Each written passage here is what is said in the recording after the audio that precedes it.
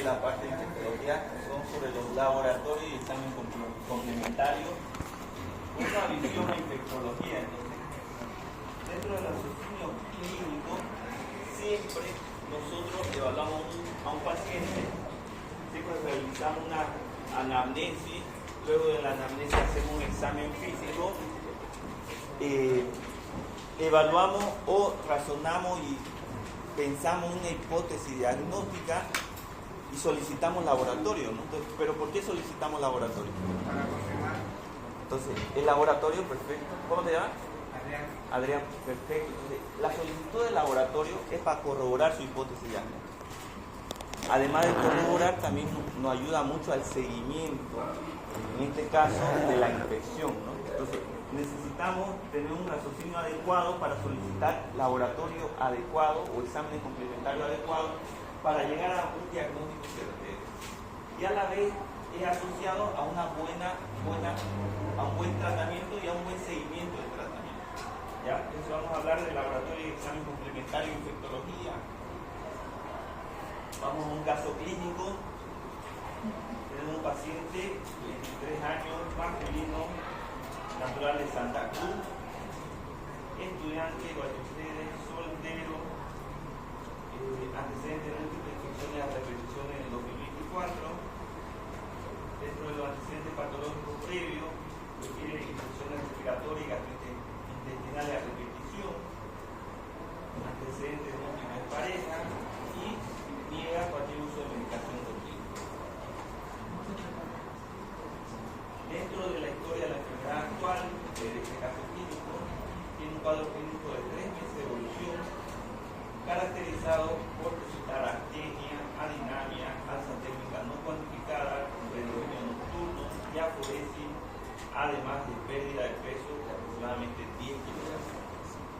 Luego refiere a su mes, tos sin expectoración, para luego evolucionar a productiva, disnea a mediano esfuerzo, adenopatías cervicales, lesión edémica generalizada. Hace un día refiere disnea a mínimo esfuerzo, además de expectoración purulenta, por lo que es traído por familiar. Refiere de familiares que notaron manchas blancas en la lengua, en la mejilla, en el paladar o en la encía, por lo que tiene emergencia para valoración incómoda. ¿Y cuál es nuestra hipótesis diagnóstica? Levanta la mano. Es un paciente de PBS. Ya. ¿Qué PBS? Un paciente que vive con el virus VIH-Sida. ¿Por qué el raciocinio PBS? Porque anteriormente nos manifestaba que tiene múltiples parejas. Ya.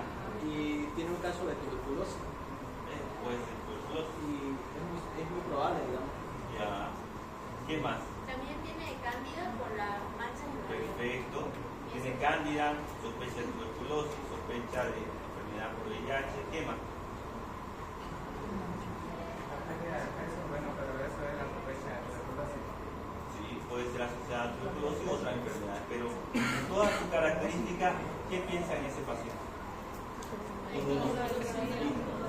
Inmunosupresión, ¿no? Entonces, estamos valorando inmunosupresión. A veces tenemos esa hipótesis diagnóstica, tenemos la certeza de valorar un diagnóstico, a veces nos encerramos en un diagnóstico, ¿ya? Pero puede ser diverso, ¿no? Entonces, y ahí está nuestra intervención. ¿Qué examen complementario solicitaríamos a este paciente? ¿Qué tipo de antimicrobiano de forma empírica comenzaríamos? ¿Y qué medidas adicionales tomaríamos para mejora de ese paciente? Entonces, hablando de examen complementario, en ese paciente vamos a solicitar varios estudios.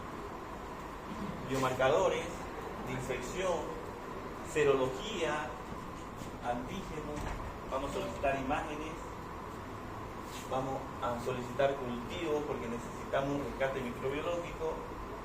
Si tenemos la posibilidad podemos solicitar pruebas moleculares que son de rápida acción, o sea tenemos un diagnóstico más rápido que los cultivos, principalmente tuberculosis, y también nos ayuda mucho la citopatología. El estudio histopatológico nos ayuda mucho cuando tenemos un caso difícil de diagnosticar. En este caso, ¿qué examen solicitaría como biomarcadores? Ariane, ¿qué examen solicitaría para este paciente? Con la hipótesis de no. Ya. Solicitaríamos un cultivo de frutos, baciloscopía, un cultivo micológico, un cultivo para micobacterias, entonces podríamos ir desarrollando eso. Algo importante, no se le debe olvidar, todo paciente tiene que tener algo asociado, que lo tenga algo en común. Este paciente, lo más común que podemos observar es la inmunodepresión, ¿ya? Y la principal sospecha por los antecedentes personales es el VIH. Entonces, ¿qué solicitaríamos en serología? Una prueba confirmatoria de Claro, solicitamos serología, ¿ya? La serología para VIH. ¿Qué más solicitaríamos? Carga viral y recuerdo Solo si sale positivo. ¿Ya? Entonces, pero es bueno, digamos, si nosotros sospechamos de PBS, que son personas que viven con el virus de SIDA,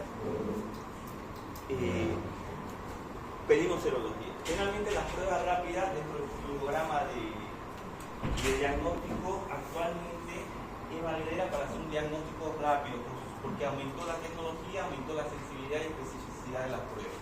Entonces con pruebas rápidas nosotros podemos hacer diagnóstico de VIH. ¿Ya? Teniendo un diagnóstico de VIH, ahí solicitamos una prueba molecular. Que sería el recuento de carga viral, ¿no? Entonces vamos a contar cuánto es su carga viral, si sale positivo. Asociado a eso también podemos solicitar valorar a nivel de biomarcadores o examen hemático, ver cuántos casos CD4, cuál es su grado de inmunodepresión del paciente. Algo importante del paciente con VIH es que puede tener, generalmente cuando desarrolla la fase de inmunosupresión, llega a una fase SIDA, el paciente puede tener 1, 2, 3 y muchas otras enfermedades oportunistas asociadas. Entonces hay que descartarlo todo. Entonces dentro del flugograma, cuando hacemos un diagnóstico de un paciente ya en una fase ya de inmunodepresión, además de la sospecha de tuberculosis, tenemos que evaluar otro posible diagnóstico. ¿Ya? Entonces, vamos a empezar por orden. Biomarcadores. Sabemos que un paciente llega con cuadros respiratorios, una probable infección, inmunodeprimido, entonces solicitamos 2 biomarcadores importantes. Proteína C reactiva, que nos va a ayudar mucho cuando tiene un cuadro de neumonía que debe estar por encima de 150. Procalcitonina, un biomarcador de sepsis, de infecciones graves, entonces, mayor de 0,5. Mayor de 0,5 nos indica gravedad de la enfermedad. Y a su vez podemos usar otras pruebas adicionales como la gastromana. Las pruebas serológicas solicitamos pruebas para VIH, ya es lo principal. Siendo positiva ella, tenemos que solicitar otras pruebas adicionales, porque no se olviden que el paciente tiene el antecedente de enfermedades múltiples parejas, entonces solicitamos serología para enfermedades de transmisión sexual. Ahí, ¿qué tipo de serología solicitaríamos? ¿Para qué se sientan adelante? Antígenos. ¿Ah? Antígenos. Sí, digamos, pero ¿qué prueba específica? Serología, digamos. ELISA. Claro, ELISA para sífilis, VDRL, digamos que no puede ser para gonorrea, más que todo gonorrea es un cultivo y se hace a nivel molecular, pero serología en sí, hepatitis, pedimos VDRL, que para sífilis, otras enfermedades de transmisión sexual, hepatitis B, hepatitis C, podemos pedir un estudio como dirigido para hongos, como ser histoplasmosis, que son antígenos binarios, eso nos ayuda mucho para evaluar. En imágenes, ¿qué solicitarían en este paciente? Centro primer, segundo nivel, radiografía de fondo, ¿ya? En un centro de mayor complejidad, tomografía, ¿ya? Tomografía. Entonces pedimos en imágenes radiografía y tomografía porque vamos a evaluar su principal sospecha que viene de insuficiencia respiratoria, una tuberculosis o otra enfermedad. ¿Ya? Puede ser enfermedad micótica, una neumonía de la comunidad, porque tiene el derecho también, inclusive el paciente con VIH aumenta 3 veces el riesgo de neumonía de la comunidad que una persona no. Además de eso, ¿qué más tenía como antecedente? Tenía candidiasis oral, bucal, ¿no? Entonces probablemente también tenga esofágica. Y ahí solicitaríamos una endoscopía para descartar una candidiasis esofágica porque el tratamiento varía, aumentamos dosis y tiempo de antifúngico. En cultivo, ¿qué solicitaríamos? Antiguamente se hacía el diagnóstico con pruebas rápidas o serología tipo ELISA, hay primera, segunda, tercera, cuarta generación, y el confirmatorio era realizado por el Western Blot. ¿Cuál era el problema? Digamos, es que es muy difícil de realizar. Necesitamos un centro de alta complejidad, personal, que necesita una capacitación especial para realizar la prueba, y es muy demoroso. Actualmente el Western Blot medio que salió parte del flujograma, porque ya tenemos pruebas que tienen una alta sensibilidad y alta especificidad. ¿Ya? Al tener una alta sensibilidad y especificidad, podremos llegar a un diagnóstico rápido. En este caso, en el flujograma del gobierno para el diagnóstico de VIH están las pruebas rápidas. Entonces, yo le hago a este paciente una prueba rápida, me sale positivo, según el flujograma tengo que cambiar de lote, o sea, otra prueba rápida de otro número de lote, realizo la prueba y si me sale positivo, todo positivo, confirmo. Ahí el flujograma va para carga viral y CD4. Hacemos el diagnóstico, solicitamos otras pruebas adicionales para ver primero cuánto de replicación viral tiene y cuánto es su inmunidad con el CD4, para ver cuál es su grado de inmunosupresión. En los cultivos vamos a mandar cultivos de esputo para bacterias, para hongos, para micobacterias, porque nuestro principal hipótesis diagnóstica es tuberculosis, ¿cierto? Asociado a eso también pedimos vaciloscopía, ¿no? ¿Qué tinción se hace en estos pacientes? CNS. ¿Ya? Mandamos cultivos especiales ante la sospecha de enfermedades asociadas o de malas respuestas terapéuticas, ¿no? Podemos solicitar en un cultivo o hisopado de vigilancia.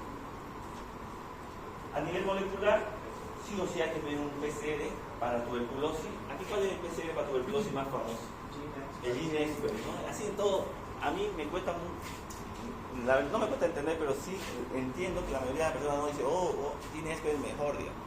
Ginesper es una metodología que ayuda a hacer el diagnóstico a nivel molecular con una alta sensibilidad y especificidad en un centro de primer nivel. No necesita un personal capacitado para hacer un PCR. ¿Ya? Eso vamos a hablar más adelante a nivel molecular, pero hay otras metodologías que tienen igual o mayor sensibilidad que un Ginesper. Además podemos pedir un panel, ahora están de moda mucho los paneles sindrómicos, en este caso pedimos un panel de neumonía, donde terminan múltiples tipos de virus, bacterias y hongos, y eso nos ayuda mucho. ¿Ya? Y a nivel citopatológico es muy importante en este paciente tomar biopsia, porque probablemente sea un paciente inmunodeprimido, tenía lesión en piel, entonces tenemos que tomar biopsia para ver qué tiene. Y asociado a eso tenía adenopatía, ¿no? Entonces tenemos que hacer el diagnóstico de evaluar por qué son esas adenopatías. Puede ser tuberculosis, pero también pacientes con VIH tienen mayor riesgo de linfoma. ¿Ya? Entonces, porque no tiene defensa, entonces no actúa contra la bacteria, virus, hongo, pero tampoco contra las células cancerígenas. Entonces tiene mayor riesgo de padecer enfermedades oncológicas, principalmente el linfoma y leucemia. Entonces, ¿qué solicitaríamos? Todo eso. Vieron que no solo la serología, ¿no? Toda una gama de estudios para llegar a un diagnóstico. Ese paciente puede ser que tenga VIH o no. Es decir, si tiene VIH, su inmunosupresión es secundaria por un virus. Si no lo tuviese, sospecharíamos de una supresión primaria o secundaria. Ahí tendríamos que investigar mucho más. Pero el paciente PBS, entonces también tenemos que evaluar que ese paciente puede tener una, dos, tres o múltiples infecciones oportunistas. Eso mucho depende de cuatro. Yo he visto pacientes que tenían neumonía, así tenían una bronconeumonía, una neumonía, la tuberculosis, citomegalovirus y PCP, y la neumocitis tiroides. Tenía los cuatro, ¿no? Eso es lógico. Pero llegaba con CD4 de 0, carga viral por encima de la detección que más de 1 millón, entonces son pacientes bien inmunosuprimidos. Son un nicho biológico, ¿no? Pero hay estos tipos de pacientes, entonces, y en estos tipos de pacientes tenemos que solicitar toda esta gama de examen complementario. Algo complejo, ¿no? Haciendo un ejercicio. Actualmente, ustedes vieron, aumentaron los casos de infecciones respiratorias, ¿no? Ha aumentado influenza, principalmente H1N1, y otras enfermedades virales y bacterianas, ¿no? En niños mucho ha aumentado el virus sincitial respiratorio, influenza y otro tipo de infecciones como moraxella y estreptococcus pneumoniae, ¿no? Entonces, si hacemos la lógica, si tenemos un paciente pediátrico que llega con cuadros respiratorios, fiebre, tiraje intercostal, entonces nosotros vamos a pensar en lo que a nivel estacional. Entonces, el paciente lactante, lo primero que voy a sospechar es virus sincitial respiratorio, ¿no? Si el paciente es mayor, entonces vamos a pensar en neumonía bacteriana. Entonces, esto todo va dirigido al tipo de hipótesis que ustedes van a solicitar. Entonces, dentro del aula vamos a hablar de todos los exámenes complementarios que vamos a solicitar en un cuadro infectológico. Entonces, dentro de lo que se habla de enfermedades infecciosas, hablamos mucho que la carga de morbimortalidad en nuestra región es muy alta.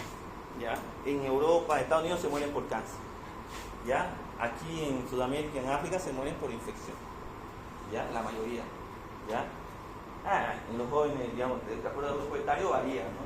Los más ancianos cáncer, y los más niños, deshidratación, desnutrición. En el grupo etario ustedes mueren más por accidentes de tránsito, pero a nivel global hay una alta carga de movilidad global de infección. ¿Ya? Y tenemos que estar atentos y tenemos que saber qué tipo de estudios solicitar. Existen múltiples exámenes de laboratorio y diferentes tipos de muestras a tomar, ¿ya? Desde sangre, orina, líquido cefalorraquídeo. Entonces, uno evalúa qué tipo de examen vamos a solicitar y de qué tipo de muestra biológica tenemos que solicitar para llegar a nuestro diagnóstico. El cultivo sigue siendo el valor estándar para un rescate microbiológico, para una identificación del gen, ¿ya? En las infecciones principalmente bacterianas y micológicas, ¿no? Pero mucho ha mudado lo que es los paneles moleculares. Yo actualmente hago el diagnóstico con paneles de neumonía, ¿no? Me viene un paciente a la terapia intensiva con cuadros respiratorios, 70 años, antecedentes de POC, fumador, múltiples internaciones. El paciente llega con distrés respiratorio, se intuba, obtengo una muestra respiratoria, solicito un panel, en 2 horas sale el resultado. Sé que es gérmenes. Es más, identifico qué tipo de resistencia tiene. Entonces, ahora las pruebas moleculares sí hay un adelanto de después de la pandemia, abarataron un poco el costo y llegó a ser al alcance casi de la mayoría de la población, ¿no? El problema es coste, caro, ¿ya? Un film array vale 5.000 bolivianos, casi $1.000, ¿no? Un panel molecular, digamos, respiratorio vale 1.400 bolivianos. El cultivo vale 40 pesos. ¿Cuál es el problema del tiempo, no? Uno tarda 2 horas, el cultivo tarda entre 48 a 72 horas. Entonces, siempre dentro del avance de la medicina va a paso agigantado. En mi época estudiábamos cultivos, tipo de extinciones. Ahora es todo molecular, pruebas moleculares, paneles, hay citopatogenia, digamos. Tomamos una muestra de orina y mandan un panel molecular que determina la probabilidad de tener tal infección. Entonces, va creciendo, se va desarrollando la medicina y su tecnología. Nosotros debemos estar atentos en constante actualización para estar dentro del mejor desempeño para el bien del paciente. Pero antes del examen complementario tenemos que saber cómo tomamos la muestra, cómo solicitamos la muestra. Yo me acuerdo muy bien cuando estaba en el internado de San Juan de Dios, algo chistoso fue de que ustedes tienen que orientar bien al paciente, tienen que ver cuál es su capacidad de comprensión. Yo tenía un paciente menonita, tenía un cuadro de un síndrome nefrótico asociado a un cuadro gastrointestinal, digamos, así una diarrea crónica. Y dentro del internado solicitamos, ¿no? Orina 24 horas y estudio coprológico seriado. El menor llega al día siguiente con un balde, ¿no? De SPK de 24 horas. Entonces nosotros debemos tener la capacidad de saber transmitir cómo colectar muestras, ¿ya? Cómo se hace una adecuada toma de muestras. Porque no solo en el hospital van a tomar la muestra, sino que ustedes van a solicitar al paciente que traigan muestra biológica, orina, heces, punto, ¿ya? Entonces vamos a hablar un poco sobre la buena característica, la mejor habilidad para solicitar una buena toma de muestra, ¿no? Esto es muy importante, ustedes lo van a leer en casa. es la alianza entre el médico y el microbiólogo, ¿ya? Porque nos ayuda mucho tener una relación con nuestro microbiólogo porque nos va a ayudar a llegar a un diagnóstico más rápido. Es decir, yo a mi microbiólogo tengo que orientar, mira, este paciente para mí tiene tuberculosis, entonces él va a mandar a un cultivo para micobacterias, ¿no? Pues tiene inmunodeprimido, es un cultivo micológico, una atención especial, CIMICE, un tipo de agar o medio de cultivo especiales para hongos. Entonces tenemos que desarrollar siempre una buena relación con el microbiólogo para orientarnos y llegar a un buen diagnóstico. También hay responsabilidad del microbiólogo, eso lo van a leer en casa, y responsabilidades del médico, ¿ya?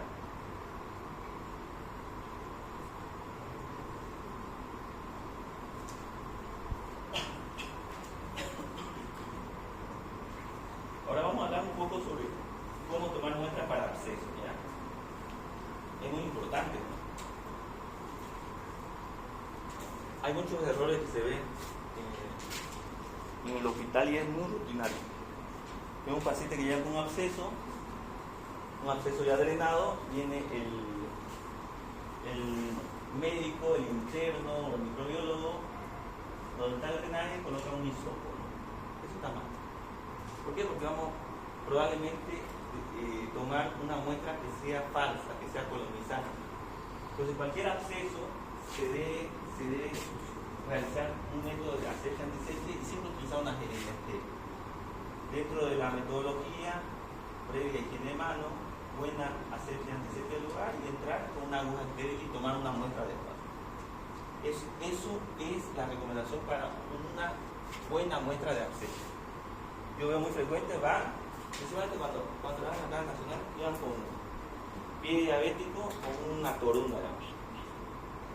Eso no me demostraba nada, el paciente febril, con mejora clínica y salida de una estenotropomona con multiresistencia y el paciente tranquilo, con marcadores biológicos dentro de la normalidad. Entonces yo hablo con los médicos y le trato de orientar que lo que tomaron fue una bacteria que era colonizante de la piel. Igual que yo, en este momento, con una muestra de mi piel va a crecer bacterias. Tenemos dentro de la flora de la piel bacterias. Y cuando está el paciente internado en el hospital, probablemente esté colonizado por bacterias multiresistentes, ¿no? Entonces tenemos que saber tomar una muestra adecuada para mandar un buen estudio y que nos orienten adecuadamente el tratamiento para que tengamos un éxito terapéutico.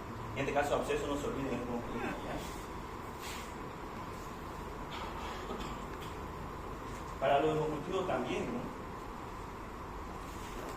Aquí todavía no han tomado muestras, ¿no? ¿Nadie? ¿No han visto sangre todavía? Han hecho cursos que hacen la sociedad, ¿no? La sociedad científica. Flebotomía, buenísimo. Entonces, ¿hicieron? ¿Cómo se llama ese curso? No, hacen curso de toma de muestras. Inyectables. Bueno, creo que en mi época lo hacía la Cruz Roja, después la sociedad. La Brigada Médica. La Brigada Médica lo hace. Es bueno, nos orienta a tomar una adecuada muestra, pero para hemocultivo tenemos recomendaciones. Una de las recomendaciones principales que no se debe olvidar es desinfectar los tapones de los frascos con alcohol isopropílico o con alcohol 70%. O sea, este balón de hemocultivo tenemos que desinfectar antes de tomar la muestra. Sí o sí. Alcohol 70%. ¿Ya? Siempre hacer una asepsia antiséptica del lugar. Siempre en adultos extraer la mayor cantidad posible, 10 a 20 ml, en niños de 1 a 3 ml, y siempre recoger más de 2 pares, 2, 3 cultivos, digamos. Hace semana me llegó un paciente con sospecha de endocarditis, tomé 5 muestras de hemocultivo. Porque en el protocolo de endocarditis te indica tener que tomar 5 pares en determinado tiempo, y en los 5 salió un estreptococo horario, confirmamos una endocarditis en válvula protésica sin un ecocardiograma. En el ecocardiograma transesofágico se vio la vegetación, ¿no? Y iniciamos tratamiento 4 a 6 años, ¿ya? Entonces no se olviden, los hemocultivos siempre usar guantes estériles, hacer una buena asepsia antiséptica del lugar, siempre desinfectar la tapa de la botella y tomar siempre una buena cantidad, ¿ya? Entre mayor cantidad, mayor probabilidad de que tengamos desarrollo de una bacteria. Y si tenemos sospecha de hongo, mayor tiempo. Entonces, hemocultivo generalmente 24 a 48 horas y cultivo micológico aumenta, o sea, ahí 5 a 7 días. Micobacteria aumenta mucho más. Entonces, a depender de la hipótesis que tenga, de la infección que tenga el paciente, solicitamos un tipo específico de hemocultivo. Médula ósea. Entonces, si hacemos biopsia o toma de muestra de médula ósea, también tenemos que realizar siempre una asepsia antisepsia, dejar un campo estéril, usar siempre guante estéril previa higiene de manos y tomar adecuadamente, mediante una metodología adecuada, una muestra. Punta de catéter es un poco controversial, dice, la mayoría dice no, ya no se toma en cuenta, ya no se realiza. La mayoría lo estudia por el costo, ¿ya? Ha quedado en desuso, en algunos lugares sí lo realizan, pero tienen que tomar en cuenta que toda punta de catéter intravascular siempre se debe hacer un retiro aséptico, o sea, coloco todo mi campo estéril, higiene previa de manos, guantes estéril, los EPP, ya empezamos EPP, ¿no? Bueno, vamos a pasar. Los EPP correctamente y ahí tomamos la muestra, ¿ya? Para catéter intravascular. Hoy tuvimos un paciente que llega con una infección de marcapaso. Hicimos retiro del marcapaso, retiro de los cables y mandamos cultivo de punta de catéter, pero catéter no propiamente dicha, sino de los cables que tenía el paciente, porque había una infección asociada a su dispositivo como el marcapaso. Entonces tenemos que tener una buena metodología, generalmente son 5 centímetros de manera aséptica, ¿no? Sonda Foley, hay un neurólogo que manda cultivo de punta de sonda vesical, ¿no? Ya no se hace, ya es una falta de respeto. Punta de catéter tampoco, no se hace, jamás. Cuando den muestra para cultivo, ¿usted cómo solicitaría que tomara la muestra para un cultivo?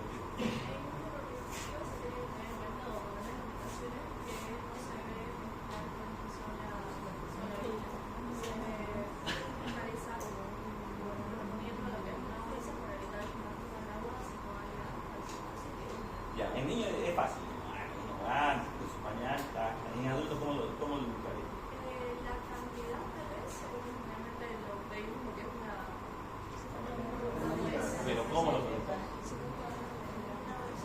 Difícil, ¿no? Que es pequeño, que es la bolsa, que lo ponemos en la bolsa.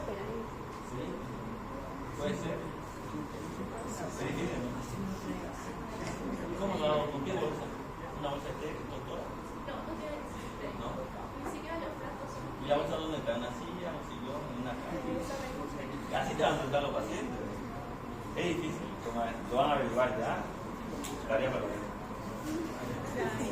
Líquido cefalorraquídeo.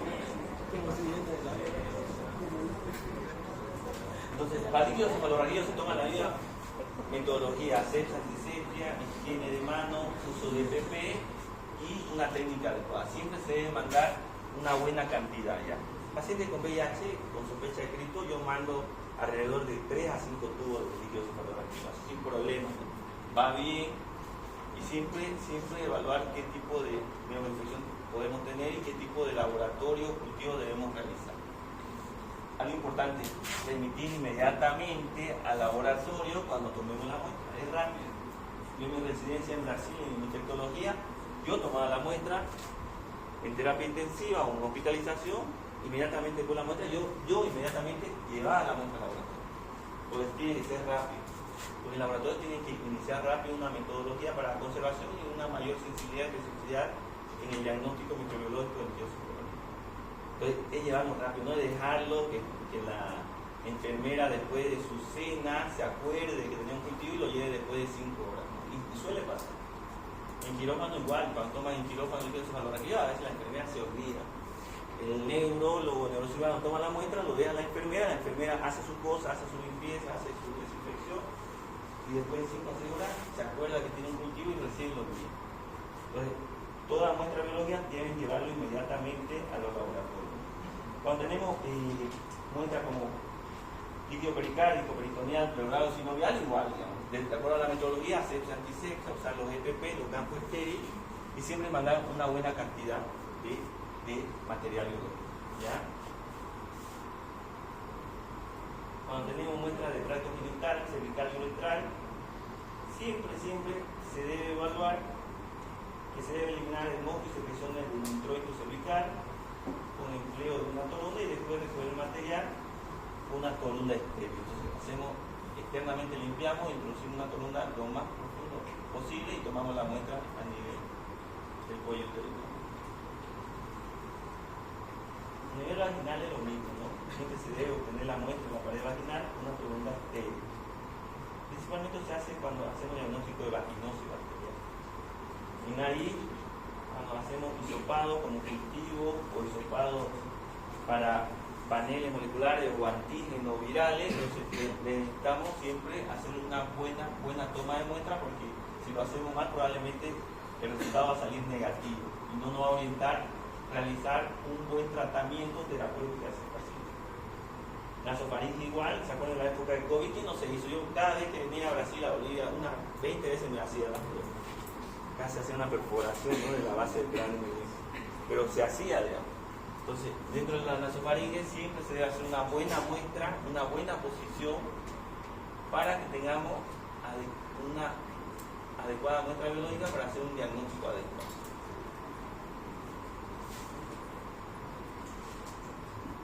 Senos paranasales, eso para especialistas, principalmente otorrino. En la fauce, siempre garganta faringe haciendo hisopado. Yo hago mucho cuando solicito un estrés para estreptococcus pyogenes. Viene con faringoamigdalitis, la mamá quiere antibiótico, pide un estreptotest, le hago un hisopado de garganta, sale positivo antibiótico, sale negativo sin antibiótico.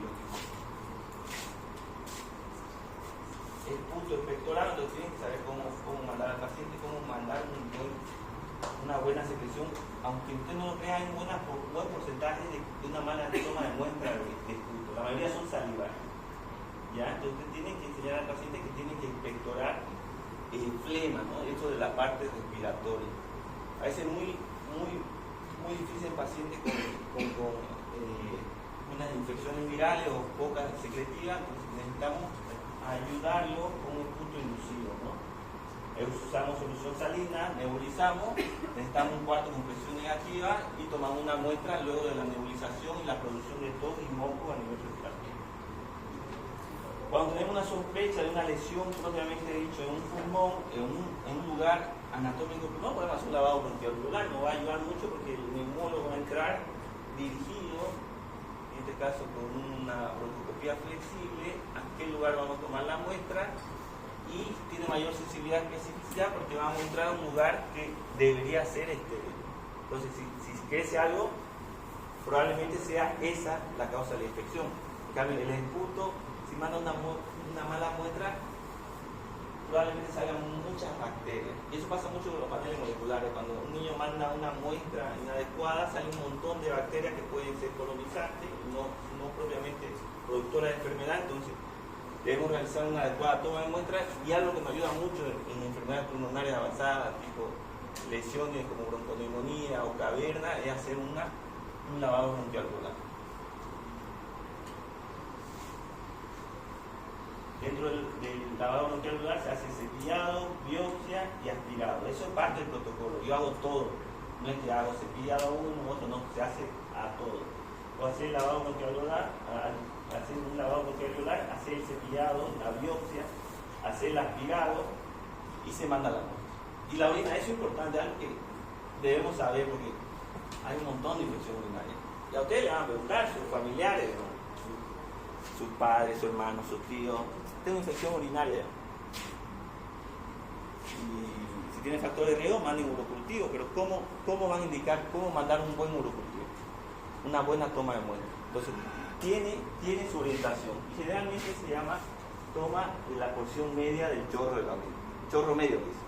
Entonces, indicamos al paciente, sea masculino o femenino, que sea la primera orina de la mañana, si es posible, que se haga un aseo previo de su parte.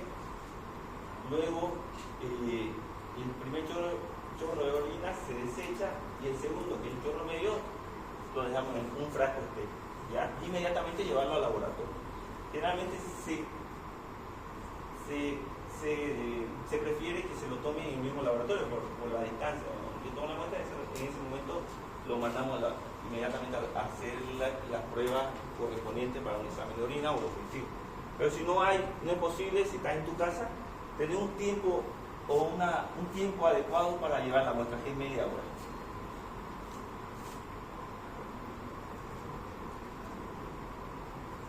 Entonces también hay pacientes con sonda, entonces también hay metodología para la toma de muestra. Yo generalmente si un paciente ya tiene mucho tiempo de sonda vesical, yo cambio la sonda vesical.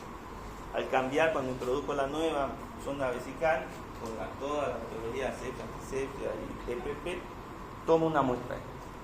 Y esa muestra, generalmente con todo el equipamiento TBL, va a ser una buena muestra para el cultivo, ¿no? Y cuando no lo podemos hacer, podemos hacer un aspirado suprapúbico. Viene el urólogo, alfa, a nivel de la vejiga y mediante una punción pueden tomar una muestra a nivel de la vejiga, a nivel suprapúbico.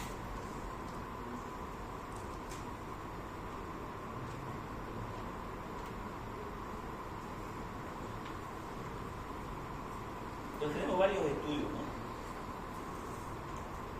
El cultivo generalmente que no da el diagnóstico de certeza. Si me crece algo, probablemente sea eso, ¿no? Un cultivo de fruto, me crece una klebsiella, una estenotropomona, entonces no da el diagnóstico de certeza. Pero ahora hay las pruebas moleculares, ¿no? Es un nuevo método que nos ayuda mucho a orientar un tratamiento precoz. Y dentro del flujograma de inmunidad de la comunidad están los paneles moleculares, ya están en desuso.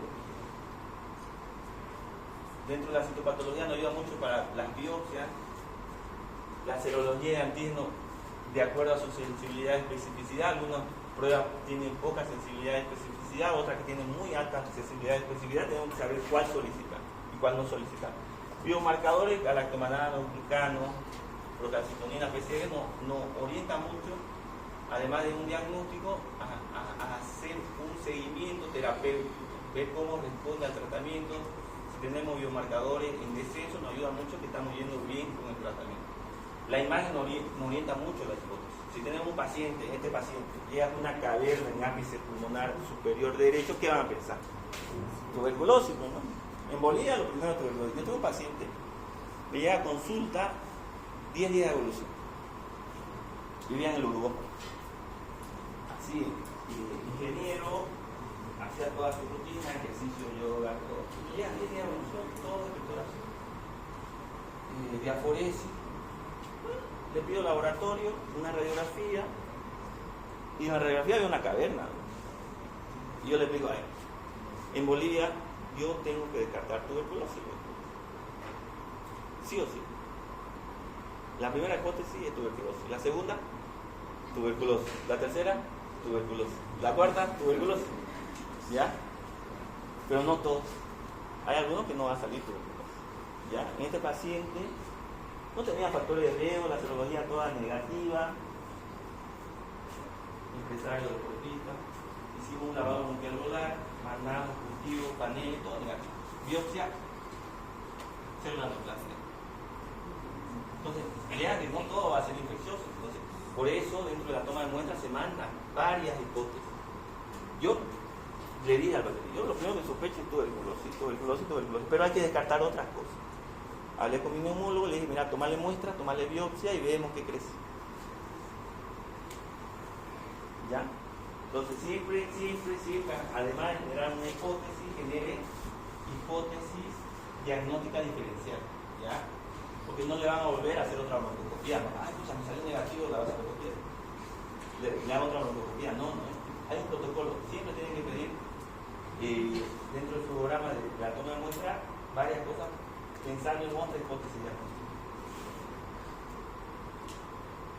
Cultivo. Siempre en los cultivos tenemos que hacer la identificación. Estos flogogramas que van a leerlo en casa, ¿ya? Que hay una etapa preanalítica y postanalítica. Se lo voy a mandar a la diapositiva, en la que se valora cuáles son las características. Lo clasificó Bolivia, ¿no? Así. Por eso me gusta. ¿La diapo? Ya se lo voy a mandar.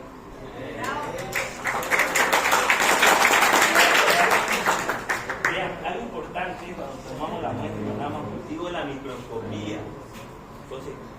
microbiólogo te llega una muestra, va a hacer tinciones, ¿no? ¿Para qué? Porque las tinciones nos orientan, ¿qué no va a crecer? Si veo bacterias, veo hifas, gemas, veo flagelos, nos ayuda a ver, o sea, viene acá limpio, veo parásitos, veo hongo, veo bacterias, entonces nos ayuda a orientarnos al microbiólogo, entonces colocarle a un medio específico para una micobacteria, para un hongo o para un tipo de parásito. Entonces, esa es la microscopía directa. Y siempre se realiza, se debería hacer en todas las muestras biológicas. Ya lo que se realiza y es muy común, ¿cuál es? La tinción de Gram. Entonces determinamos si son Gram positivos, si Gram negativos, para sus características, si coco, bacilo. La clasificación, ¿quién es ayudante de microbiología? ¿Cómo se clasifica según su clasificación tiporial la bacteria? Gram positivas y gram negativas. Ya, ¿qué más? Y ahí según su morfología se puede Pues esto es de la, por si acaso no es la diapositiva, es de estos puntitos nada que ver. ¿Ya? Se clasifican según su morfología. Ya. Puede ser en coco, bacilo o virílico. Bien. También se pueden clasificar, depende de su pH, donde pueden desarrollarse. ¿Y según su coloración? Su coloración, La positiva gran negativa. ¿Cuál es su característica de la gran positiva? que tienen una coloración más violeta. Ya. Y la gram negativa es una coloración roja. Eso me ayuda mucho, mucho. No es lo mismo que te digan, puta, en el bacteriológico, y mucho me ha pasado, veo un coco gran, un bacilo gran negativo. El líquido cefalorraquídeo. Mira, ¿qué será? Pero a veces se equivoca. Era un bacilo gran negativo. Entonces yo pensaba, debe ser otro tipo de bacteria de la comunidad, pero era una de intrahospitalaria. Entonces mucho nos ayuda el bacteriológico, el tipo de tinción que vamos a hacer, el tipo de bacteria que vamos a hacer. Y eso por sus diferentes tipos de características a nivel de la pared celular. La bacteria gran positiva, ¿qué tiene más? Y la gran negativa, por eso la diferencia, ¿no? Vean, microscópicamente difiere mucho, ¿no? Esto esquemáticamente también observamos otro tipo de tinciones que es dirigido con la CNS, ¿no? Hay tinciones para hongos, ¿no? Hay PAS, hay tinta china. ¿Cuál? En la India no se llama tinta, en China no se llama tinta china, se llama tinta india. Y en la India se llama tinta china. ¿De verdad? Esto tiene su pelea geopolítica. Entonces, dentro de los cultivos tenemos diferentes tipos de medios de cultivo, ¿no? Aquí, ¿qué tenemos? Un hemocultivo, ¿no? Una botella para el hemocultivo. Aquí va sangre. Pero para todo hay excepción, digamos. Aparte de eso, yo puedo mandar líquido cefalorraquídeo. Es una maña, digamos, algo que, un tips que te dan, digamos. Pucha, este paciente no me creció nada la primera vez, voy a dejar una muestra de líquido cefalorraquídeo en el hemocultivo, digamos, porque tiene mayor nutriente, ayuda a que desarrolle más rápido, entonces es un tip, digamos, pero generalmente para el hemocultivo, ¿ya? Sí o sí. Y hay otro tipo de medio específico de cultivo, de acuerdo a la característica de bacteria, tipo de muestra que nos ayuda mucho para el desarrollo de la bacteria. Hay diferentes tipos de metodología, hay las automatizadas, hay las por placa, hay el test E-teste, que es lo que se usaba antiguamente para medir la concentración de victoria mínima, y ahora la tecnología tenemos los automatizados. ¿Cuál es la diferencia? El tiempo. El automatizado en menos de 48 horas sabemos un diagnóstico, sabemos la etiología, la sensibilidad a los antimicrobianos en menos de 48 horas. ¿Cuál es la diferencia entre un cultivo convencional? ¿Con diferencia? Entre un automatizado. El convencional es el tiempo, pero el convencional es, ¿ustedes se han puesto a pensar cómo hacen un cultivo convencional? ¿Cómo? ¿Alguien es de bioquímica? ¿Hay varios que tienen bioquímica? ¿Nadie de bioquímica? Entonces, el cultivo convencional, yo mando la muestra, lo siembro, un caldo enriquecido para cultivo, me crece una bacteria, hago las tinciones, veo bacilo gram negativo, gram positivo, coco, bacilo, y de acuerdo a las características de las tinciones, tengo un flujograma, le hago prueba de catalasa, oxidasa, y de acuerdo a los oxidasa positivos negativos, llego a un flujograma, probablemente sea un estafilococo no sé. ¿Pero tarda cuánto? 3, 4 días. En el automatizado, vos metés las placas, le das las muestras, lo metés al equipo, y en menos de 48, yo he tenido resultados en menos de 24 horas, en menos de 48 horas, este equipo te identifica con más del 99% de probabilidad, en la mayoría de las bacterias, algunas no, son pocas, y te identifica el tipo de sensibilidad, concentración inhibitoria mínima, tipo de resistencia, inclusive te dice, la probabilidad de que tenga una beta-lactamasa espectro extendido es mayor. Entonces eso nos ayuda este cultivo automatizado. Es la nueva tendencia, lo que tenemos actualmente, y lo que se debe implementar por la característica de tener una alta sensibilidad, especificidad y el tiempo. Nosotros necesitamos tener un tiempo adecuado para observar si estamos haciendo un tratamiento adecuado. No es lo mismo tratar a un paciente que identificamos un tipo de multiresistencia a un paciente que está recibiendo una bacteria, un antibiótico que no cubre ese tipo de bacterias. El paciente va a ir mal. Entonces necesitamos tener un buen laboratorio de microbiología para desarrollar. Ahora la nueva tendencia es hacer molecular, ¿no? Los paneles, los PCR. Pero antes de hablar de los paneles vamos a hablar de las pruebas. Dentro del laboratorio tenemos pruebas directas y pruebas indirectas. ¿Cuál es la prueba directa? Cuando identificamos directamente al microorganismo. Ya sabemos, es una parte del microorganismo que lo detectamos esto mediante PCR o antígeno. Mediante el PCR es una prueba molecular que detectamos el material genético de esa bacteria, de ese virus, de ese hongo, entonces lo detectamos. Entonces son pruebas directas. Pero también los antígenos, el tipo de virus, bacteria o hongo tiene antígenos. Si identificamos los antígenos, entonces son pruebas directas. Y las pruebas indirectas es cuando determinamos o detectamos anticuerpos, o sea, los anticuerpos desarrollados por nosotros contra determinados microorganismos. Son pruebas más complejas, dentro de esa la más conocida, la prueba de ELISA, ¿no? Todos lo conocen, una metodología que se usa para identificar inmunoglobulina, principalmente IgM y IgG. Cuando identificamos IgM es infección aguda, IgG infección crónica. Siempre me llegan pacientes con IgG positiva para dengue y dicen, es un dengue grave. Pero si sale el antígeno NS1 negativo, el IgM negativo, solo sale el IgG positivo. Y me mandan con el diagnóstico dengue. Para mí no es dengue, porque tiene marcadores directos que no identificó y tenemos un indirecto dentro de los primeros 7 a 10 días que sale negativo. ¿Ya? El tiempo nos ayuda mucho. El indirecto no nos ayuda mucho por el tiempo, porque cuando solicitamos serología tenemos que solicitarlo cuando el paciente ya generó un tipo de anticuerpo contra esa bacteria. Entonces, para generar necesitamos entre 7 a 10 y 14 días. Entonces, si vos estás expuesto a una bacteria, un virus, un hongo, tu cuerpo va a responder 7 a 10 y 14 días. Entonces, cuando vos detectás una prueba indirecta, generalmente es un poco tardío, ¿no?, para iniciar un tratamiento. Por eso ahora la tendencia es hacer pruebas moleculares, pruebas directas, sea por antígenos moleculares, para llegar a un diagnóstico más rápido, entrar precozmente con un buen tratamiento, y asociado a eso, la idea es tener un éxito terapéutico. Vean, ¿cómo lo demostramos? Vean, dentro de los primeros días de la evolución, dentro del primer día, ¿qué está más elevado? El material genético de la bacteria o del virus o del hongo, ¿no?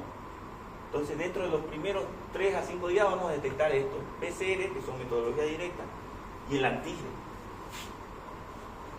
Vean, los primeros días se eleva, entonces entre los primeros días tenemos mayor sensibilidad para hacer diagnóstico por pruebas directas. Pero luego, progresando los días, se van a elevar los anticuerpos, ¿no? Entonces, vamos a llegar a un diagnóstico más tardío, pero sí nos ayuda a tener un diagnóstico certero mediante pruebas indirectas, como ser los anticuerpos mediante diferentes tipos de metodologías, ¿no? Dentro de lo que es los paneles moleculares tenemos la reacción de cadena polimerasa. Hay varios tipos de etapas que seguimos. Entonces, en un laboratorio tenemos que realizar una etapa 1, que es la separación del DNA, la etapa 2 es la unión de los prime, de los prime que tenemos para poder hacer el diagnóstico, y la etapa 3 es mediante una DNA polimerasa incorporarlo, identificarlo, y mediante estas pruebas de luminidad vamos a identificar si tenemos ese material genético y hacemos el diagnóstico. Es complejo. Lo vamos a repasar cuando pasemos un laboratorio clínico, en la práctica, y lo vamos a ver, ¿ya? Entonces hay diferentes tipos de PCR, RT-PCR, qPCR, RT-PCR, ¿no? Uno es convencional, otro es contractasa reversa, otro es cuantitativa a tiempo real, y otro es cuantitativa contractasa reversa. Es de acuerdo a la metodología, es complejo, pero se realizan varios dentro de este es INES. Entonces, ¿qué hizo la OMS? Entonces, habló con un laboratorio, innovaron, hicieron un aparato, no necesitamos un microbiólogo especialista en molecular para realizar todas esas fases que necesitamos para la separación de ADN bacteriano, viral o fúngico, y tenemos estos casetes. Dejamos la muestra, introducimos los casetes, en 2-3 horas sabemos el diagnóstico, inclusive detecta resistencia. Este es GINESO. En cada centro de salud deberíamos tenerlo, pero no lo tenemos. Aquí estamos medio centralizados, no sé por qué. Todos lo tienen solo la Cruz Roja, todos mandan la muestra ahí, pero ¿cuál es la idea de hacer esta metodología molecular, que es realizada de manera simple, que se realice en todas las unidades básicas de salud, para hacer un diagnóstico más rápido, para hacer el diagnóstico rápido y un tratamiento adecuado? Porque en Bolivia hay muchas tuberculosis. Hay algo llamativo, cada uno, hay una noción, cada uno por lo menos conocemos a un familiar con tuberculosis. En Bolivia es común, porque hay mucha tuberculosis. Y hay otros paneles sindrómicos que nos ayudan mucho para hacer el diagnóstico más rápido. El problema es el costo. Aparte del costo, necesita un aparato, un laboratorio especializado con una infraestructura compleja, principalmente de tercer, cuarto nivel. Entonces son estos paneles específicos en la que vamos a identificar en hemocultivo, infecciones articulares, en neumonía, en meningitis, toma líquido cefalorraquídeo, a nivel de heces fecales, a nivel de hisopado respiratorio, diversos tipos de microorganismos. Vean, este es un panel sepsis que es para cuando tenemos un hemocultivo positivo, lo meto al aparato y identifico todo este tipo de bacterias gram positivas, todo este tipo de bacterias gram negativas, tipo de multigenes de resistencia y un montón, ¿no? Entonces a mí me llega así, en terapia, generalmente me llega el paciente séptico, a las 5 horas suena el aparato del hemocultivo. El hemocultivo, uno toma la muestra, lo dejamos en un aparato, una incubadora, lo deja a una temperatura adecuada para mayor crecimiento, y cuando comienza a crecer, suena el aparato.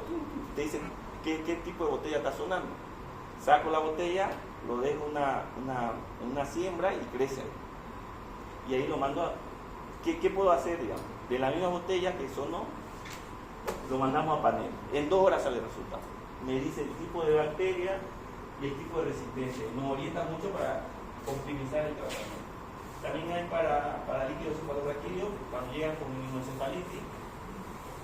La mayoría de la comunidad, vean, tenemos bacterias como Listeria, Neisseria, así, meningococo, Streptococcus galactiae, Pneumoniae, Listeria y tipos de virus que pueden producir meningoencefalitis, como ser citomegalovirus, herpes simple, herpes virus humano 6, parsovirus y virus varicela y enterovirus.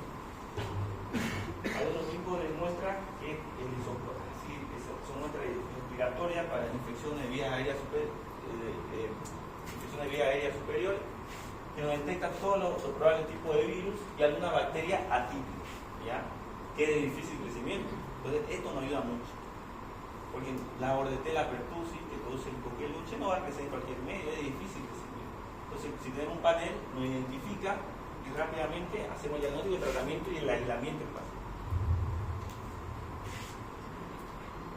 Este panel de neumonía, entonces, si tenemos un paciente con una neumonía, una bronconeumonía, ampliamos el tipo de bacterias que pueden producir esa neumonía, bacterias atípicas, virus y tipo de resistencia.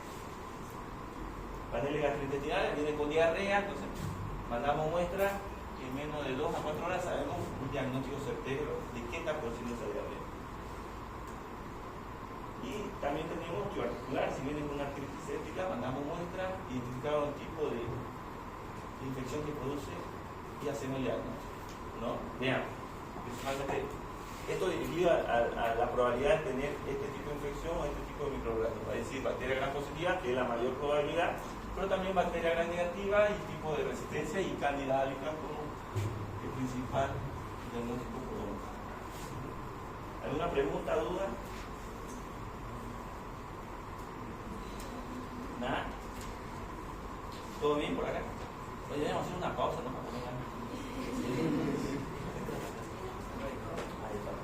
Vamos a seguir con serología. Entonces, la serología, ¿qué son? ¿Son pruebas directas o indirectas? ¿Ah? Indirectas. ¿Por qué? Porque vamos a ver anticuerpos generados por el cuerpo contra determinada bacteria, entonces son de manera indirecta. Hay varios tipos de metodología para identificar anticuerpos. Hay ELISA de captura, prueba de inmunocromatografía, prueba de aglutinación de partículas en látex, prueba de inmunofluorescencia directa o fluorescente directo o indirecto. Entonces, hay diferentes tipos de metodologías, una más compleja que otra. ¿Sí? ¿No? Ahora ya está automatizado, entonces antes se demoraba a hacer, se tardaba un montón, ahora se mete un aparato y sale en poco tiempo una serología. Pero también hay antígenos, ¿no? ¿El antígeno qué sería? ¿Prueba directa o indirecta? Directa. ¿Por qué? Porque medimos estructura del microorganismo. ¿Ya? Y hay diferentes tipos de antígenos. Ahora hay el antígeno para la influenza. Entonces, hoy yo me hice un hisopado porque estaba con todo de recuperación y era COVID, no sé. Salió todo negativo. Salió todo negativo, pero es una prueba rápida. Es una prueba, entonces identifico el antígeno y sale negativo. ¿No? ¿No me creen, no?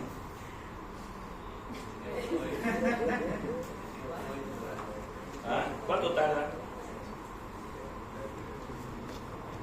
¿Ah? ¿Cuánto tarda?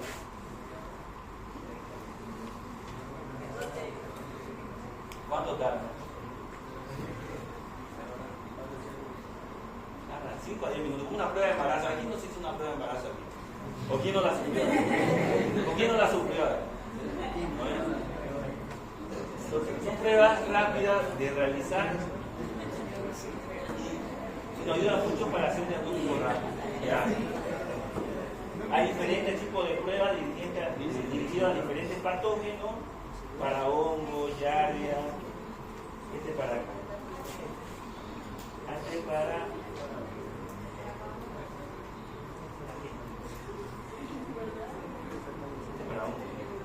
y hay biomarcadores, ¿no? ¿Qué entiendes por biomarcadores? ¿Qué entiendes? Componentes del organismo que se elevan también. ¿Ah? Componentes del organismo que se elevan también en infección. Reactantes de fase aguda. Ya, entonces, hay biomarcadores que nos ayudan mucho para ver el tipo de infección que tenemos. ¿Ya? Con el tiempo hemos presenciado una mayor avance tecnológico en estos biomarcadores. Pues tenemos varios factores de necrosis tumoral, interleucina 10, 8, 12 y tenemos proteínas de fase aguda, ¿no? La que más utilizamos es proteína C reactiva y procalcitonina, ¿no? ¿Ya? Nos ayuda mucho porque aparte del diagnóstico nos ayuda a ver cómo estamos con una respuesta terapéutica, ¿ya? Eso lo vamos a pasar cuando hacemos el módulo de neumonía. Cuando hay un paciente con neumonía, dentro del flujograma tenemos que pedir PCR por calcitonina. Si tenemos un PCR por encima de 150, una procalcitonina por encima de 0,5, la probabilidad de que sea infección bacteriana es alta. Tenemos que dar antibióticos. Pero si viene un paciente con cuadro respiratorio, con PCR negativo, procalcitonina negativo, lo más probable es que sea virus. Pues no hay que dar antibióticos. ¿Ya? Poca probabilidad de que sea producido por un virus, que son biomarcadores que nos ayudan mucho para identificar el tipo de infección que tenemos. Hay diferentes tipos de flujograma. Esto es la procalcitonina. La verdad que yo lo utilizo, pero en pacientes graves, en terapia intensiva sí lo utilizo. Pero más con la respuesta terapéutica. ¿Qué quiere decir? Yo sé que viene un paciente con una bronconeumonía, que la probabilidad de que sea bacteriano por un panel molecular es diagnóstico es rápido, pero la procalcitonina, ¿en qué nos ayuda? Nos ayuda a que después de instaurado el tratamiento, a las 24-48 horas, si está en descenso esta procalcitonina, estoy yendo bien. Y la procalcitonina en realidad se inventó para suspender antibióticos. Si yo tengo un paciente con ya varios días de antibióticos, una procalcitonina que negativizó, retiro antibióticos. Tranquilamente. Yo he hecho tratamiento con bronconeumonía 5 días. Muy pocos días me dicen, pero la proca es negativa. Y responde bien. Entonces, son biomarcadores que nos ayudan mucho para ver el diagnóstico y el seguimiento terapéutico y además para retirar lo más rápido posible el antibiótico para evitar multiresistencia en nuestro paciente y en nuestro hospital.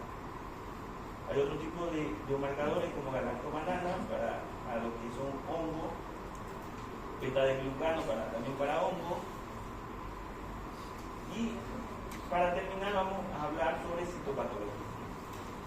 No nos falta imagen. Dentro de citopatología es importante llegar a un diagnóstico. A veces es difícil encontrar esa tuberculosis. Baciloscopía negativa, PCR negativo, hiciste una biopsia y en la biopsia te sale un ganglio, ¿no? Entonces ya, tuberculosis, ¿no? Entonces puede ser un diagnóstico por histopatología. Vamos a ver hongos. Y la imagen también es parte del proceso de realizar o tener una hipótesis diagnóstica. El tipo de infección que vamos a tener en esta imagen. Aquí, ¿qué ven?